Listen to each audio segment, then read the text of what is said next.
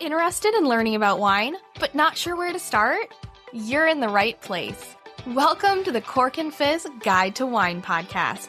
I'm your host, Haley Bowman, and I'm so glad you're here. I'm a wine enthusiast turned wine educator and founder of the Seattle-based wine tasting business, Cork and Fizz. It is my goal to build your confidence in wine by making it approachable and lots of fun. You can expect to learn everything from how to describe your favorite wine to what to pair with dinner tonight, and so much more. Whether you're a casual wine sipper or a total cork dork like myself, this podcast is for you. So grab yourself a glass and let's dive in.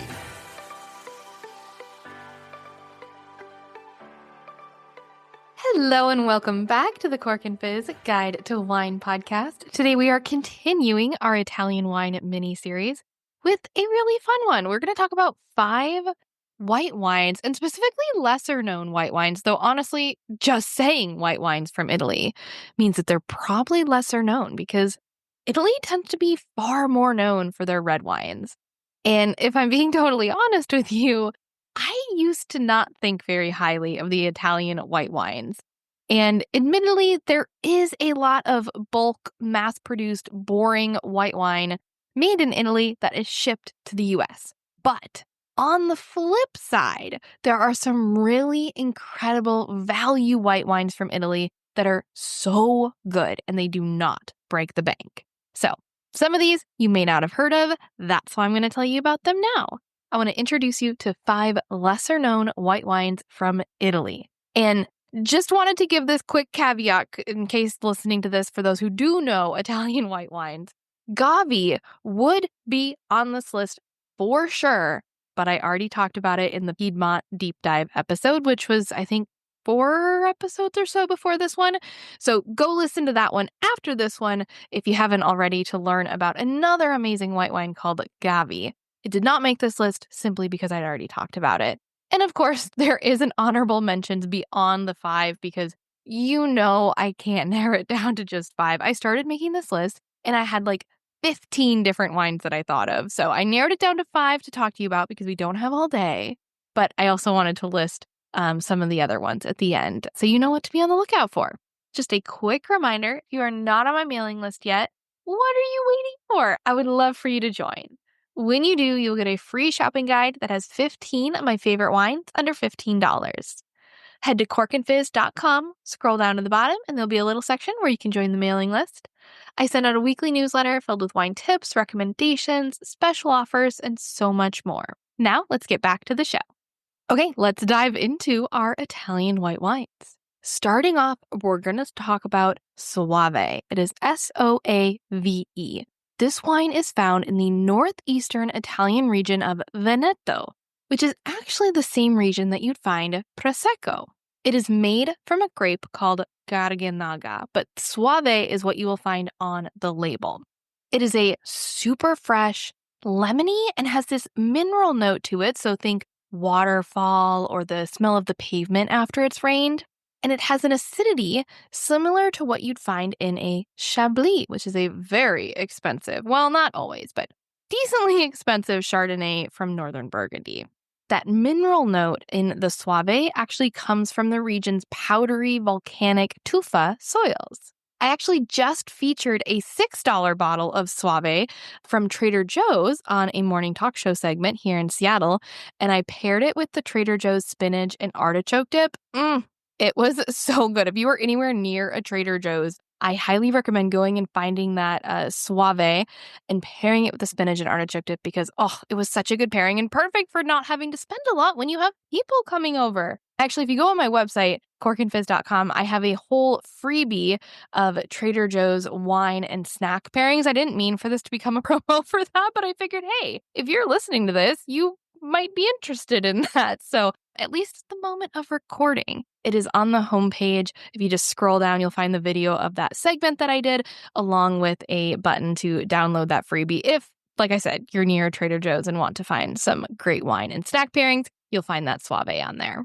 For the Soave, tasting notes are going to be peach, lemon zest, honeydew melon, some fresh herbs, and kind of like a seashell salinity. Like think about the smell of the ocean. And believe it or not, this white wine can also age for a little bit. So give it 3 to 7 years and it will gain texture and orange notes. Though I will say for this, keep in mind, not all of a particular type of wine can age. So just because Soave can age doesn't mean that $6 bottle from Trader Joe's will age well. Like that one, drink right away. That one's meant to be drink right away. But if you go to your local wine shop and find a high quality, well-produced Soave, not saying the other one isn't, but I'm saying it's produced to be drank right away. This nicer one potentially from your local wine shop, they'll be able to tell you if that one has the ability to age a little bit longer. Okay, that was Soave. The next one I'm going to recommend is called Verdicchio. This is Verdicchio. Verdicchio. And it is delicate yet unique due to its occasional oily texture. And think like similar to Viognier. And so when I say oily, I just mean like when it's in your mouth, it just seems to coat your mouth more, but it's not full-bodied, right? It's still light and delicate, but it just has this kind of oily texture to it. In terms of tasting notes, you're going to get peach and lemon curd, so it's a bit sweeter in smell than a Soave. It also has this unique almond note to it and a similar minerality.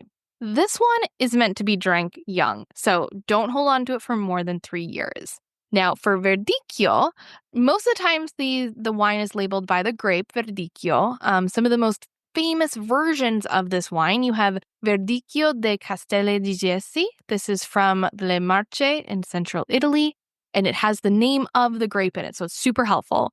And this version is going to be more floral. Then there is a wine made up in the Veneto in northern Italy. Remember, that's the same region where Soave came from.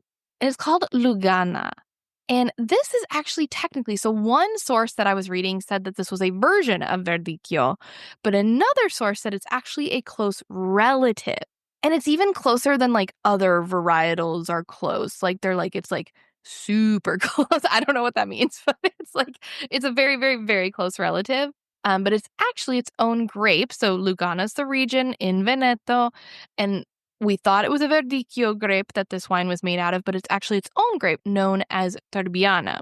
It has more tropical fruit, and the almond note becomes more of a hazelnut flavor. This region, from what I can tell, there was a lot of contention recently about a railway expansion going through the area, and they were trying to fight it and prevent these tracks from being taken or put down because they would lose 25% of their vineyards, and it is not a big region to begin with. This was a while ago, though, and from what I can tell, the protests that they put forward didn't make a difference. And feel free to correct me if you're listening to this and you know more about the railway going through Lugana. But I do believe they lost about 25% of their vineyards due to this railway expansion. And it was like 750 acres in exchange for like 4 minutes faster on the railroad because they put these new railways down. So as much as I do love a good high-speed train, and going to Europe and getting to take the trains is amazing and it's so convenient. But I feel like in this case, there could have been some considerations taken into place because, like, this is a small wine region, and it's really important to preserve these. So if you ever get the chance to try a Lugana, definitely give them some support. Okay, so that was our second white grape, Verdicchio. Now let's talk about Etna Bianco. This is a white wine made in the Etna DOC. So Etna is the region, and Bianco just means white wine of Etna.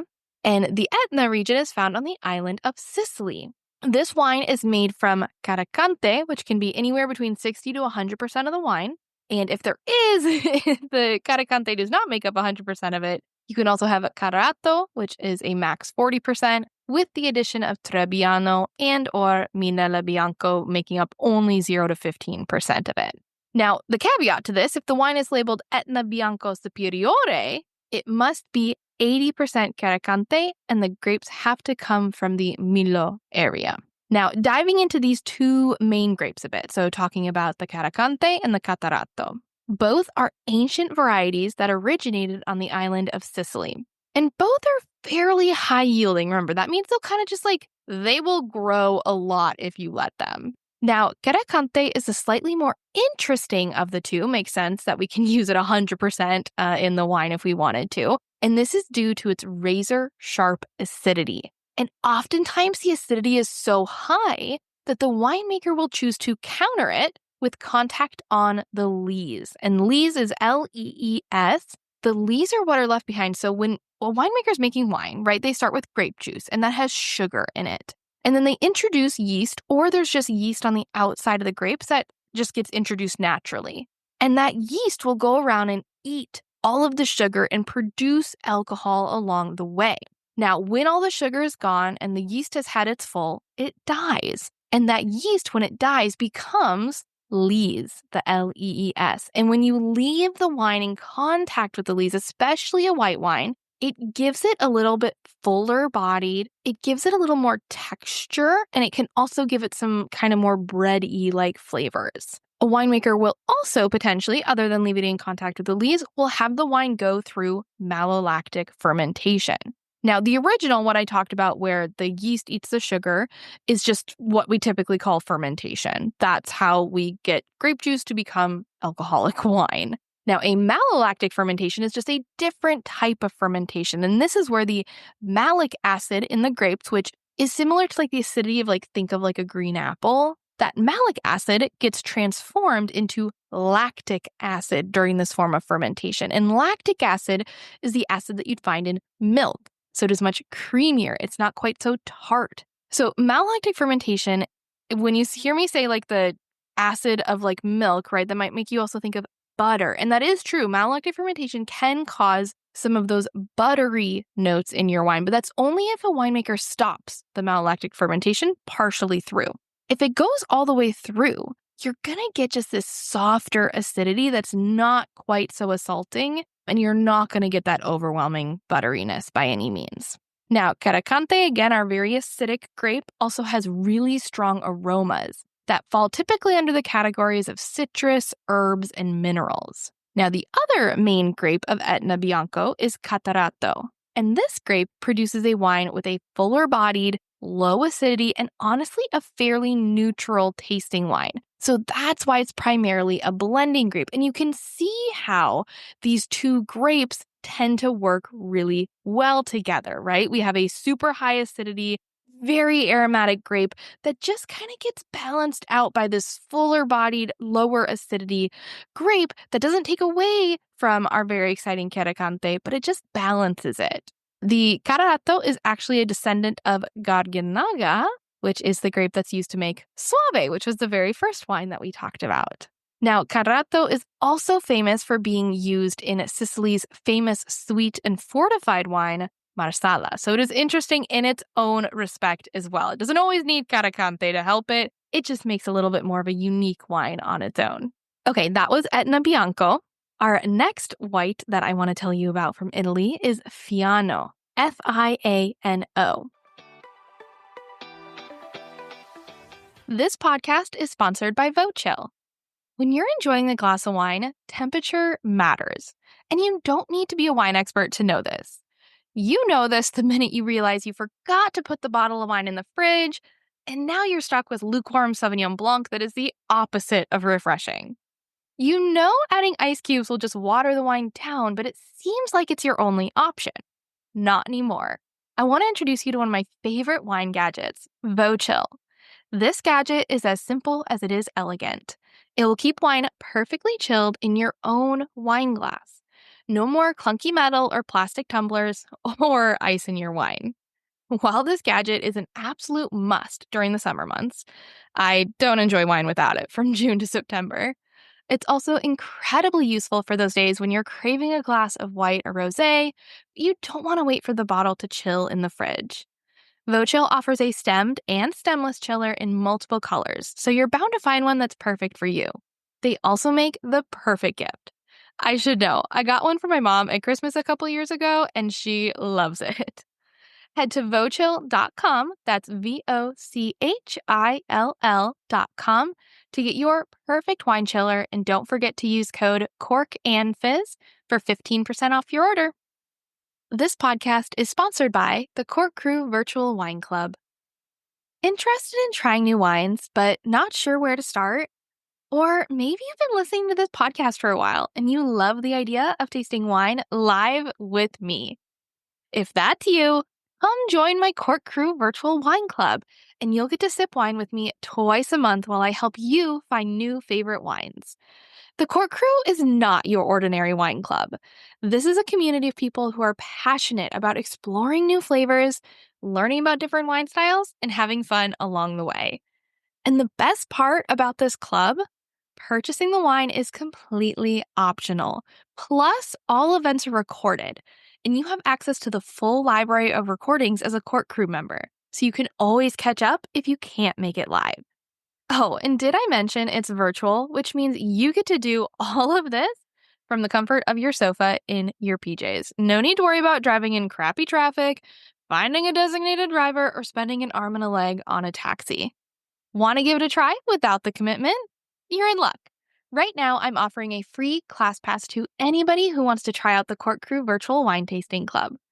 With this pass, you'll be able to join a Cork Crew event of your choosing. No strings attached. I don't need your credit card. I don't need you to sign up for anything.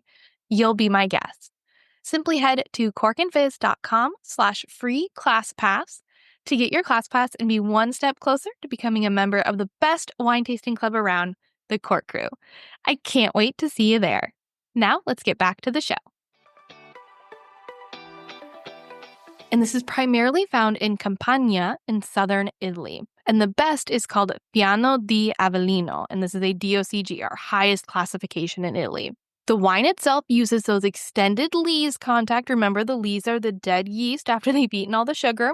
It adds texture and flavor to the wine. A Fiano is great for those who are looking for an Italian white wine that's not so high in acidity. And yes, Mom, I'm talking to you. This is the white wine for you. Don't worry. I didn't forget about you. I didn't just put all high acidity white wines. You should try a Fiano. Typical tasting notes here include honeydew, Asian pear, yellow apple, hazelnut, and orange zest. Aging can especially bring out that honey and hazelnut flavor. So this is another one of those white wines that if you get a good quality, well-made Fiano, it can age 5 to 10 years. This grape is also used to make a really delicious sweet wine. Now, I'm not going to talk about sweet wine too much because that's going to be in a later episode. But it's actually made, that sweet wine is made by air drying the grapes. Okay, the last white wine that is included in our top 5 list is Greco di Tufo. This is a DOCG of the Campania region, so we're in the same region that Fiano is primarily found in southern Italy. Greco di Tufo grape is a clone of Greco Bianco and is believed to have been introduced to Campania by an ancient population from Sicily in Greece. And it's named after the volcanic tufa soils found in the region. It is a mineral-rich wine, crisp, refreshing. Lemon, pears, toasted almonds are all tasting notes you'd find here. And it's another one of those wines that you should drink early. 1 to 3 years after bottling is probably about as long as you want your Greco di Tufo to last. Oh, and spelling for this one, Greco, Greco, D-I, Tufo, T-U-F-O. Now for our honorable mentions, because it is impossible for me to just name 5 white wines from Italy. And I said I was just going to list them, but okay, I have a couple little notes on them that I want to tell you about. So if you're willing to listen, if you're not sick of my voice yet, here are some other Italian white wines. We have Grechetto, Grechetto. And the only reason this didn't make the official list is because I had to narrow it down to 5. And I don't think I've actually tried this before. So I was like, I don't know if I should recommend something I haven't tried. So I'm still going to put it on the honorable mention list. And you and I both need to try this wine. It is found in Umbria and northern Lazio in central Italy. It is medium-bodied, notes of white peach, honeydew, strawberry, flowers, seashells, and salinity. And according to Wine Folly, this wine, the Grechetto, can actually be mistaken for a dry rosé if you taste it blind. How cool is that? Okay, next white, Friulano. This is a grape local to Friuli. Yeah, makes sense, right? Friuli's in northern Italy. It's really close to Veneto. It's like a Sauvignon Blanc that's Friulano, but with bolder fruit and a little subtler herbal flavors. If you don't like the greenness in a Sauvignon Blanc, try a Friulano. You're going to get notes of peach, green pear. There is still a little herbal, so I have tarragon here as a note. But then you also have grapefruit and that kind of mineral, gravel, rocky aroma. Next up, still in the region of Friuli, you have the grape called Ribolla Gialla. And this is widely planted in northeastern Italy in the province of Friuli, as I mentioned. And it's actually really popular for orange wine, so that skin contact style of white wines. Either way, whether it's a white or an orange, you can get notes of baked apple, tangerine, citrus, beeswax, and herbs. The next one, I think I have two more. Okay. Last two, I had to mention Malvasia. This is a family of white wine grapes, actually. So we're talking mostly about Malvasia bianca in Italy. It's used to produce either dry, sweet, sparkling, or specialty wine. So it is used everywhere. It is also blended with Trebbiano to make the incredible dessert wine Vinsanto in Chianti. And don't worry, we're going to talk more about that in a later episode. And it is also, it's kind of a funny note, it's also a common grape to plant in the board game viticulture. So if you're a total wine dork like me and also love board games and want to connect your love of wine and your love of board games, go get the game viticulture. So fun. And Malvasia will come up all the time. Okay, last white grape that I want to mention is called Pecorino. And yes, this is the same name as the cheese, but it is not just a cheese. Pecorino is also an incredible, delicious white wine. It is grown in central Italy, namely in Marche and Abruzzo. It is light to medium bodied, higher acidity and alcohol. I think if you're somebody who likes Sauvignon Blanc in the summer, Pecorino is a beautiful spring or fall wine. I mean, you can drink it whenever, but if you think about it, if you think of Sauvignon Blanc as the summer version, I'd think of Pecorino as the fall version. It's just a warmer Sauvignon Blanc, if that makes sense. But like I said, still light to medium bodied and higher acidity. You get notes like this nutty kind of note along with fresh herbs, tangerine, and this salinity. So kind of like a salty sea kind of situation going on. But yeah, those are some Italian white wines that I would highly recommend giving a try. Italian whites are usually a really good deal. They are normally not very expensive and they normally taste very, very good. I hope you enjoyed this episode of the Cork and Fizz Guide to Wine podcast. If you loved it as much as I did, you know what I'm going to say next because you've heard me say it a million times. Well, actually 98 times, and this is going to make 99. I would love it if you could take a quick second, rate it, leave a review. You can do it on whatever app you are listening to it right now. So if you open your phone and you look at the app, there's either a spot where you can put however many stars. I'd recommend 5 stars, but it's up to you. And then a lot of times either Apple Podcasts, I don't know if Spotify allows this yet, but Apple will allow you to review the entire podcast. And I think on Spotify, you can actually leave comments. So let me know, which of these white wines are you most interested in trying? And like I said, it only takes a few minutes. If you're driving, please wait until you're not driving anymore. But I would so appreciate it if you could do that. Now, in next week's episode, we're going to talk sparkling and dessert wine from Italy. Now, if you listen to my podcast for a while, you're probably expecting an interview because we've just done 2 solo episodes. And I'm a girl that loves patterns. I love sticking to a routine. So for a while, this podcast has been 2 solo episodes followed by 2 interview episodes with the same person. And then we go 2 solo episodes, aka just me talking. And then we do an interview again. But here's the thing. I ended up booking some non-Italy related interviews that I am so excited for you to hear.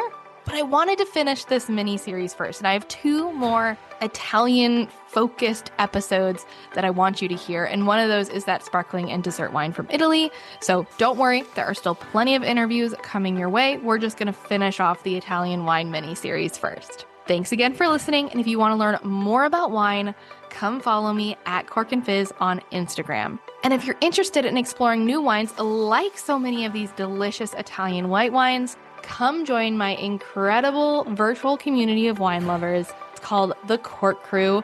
Head to thecorkcrew.com to learn more, and you can use code WINE101 when you sign up to get your first month free. Cheers!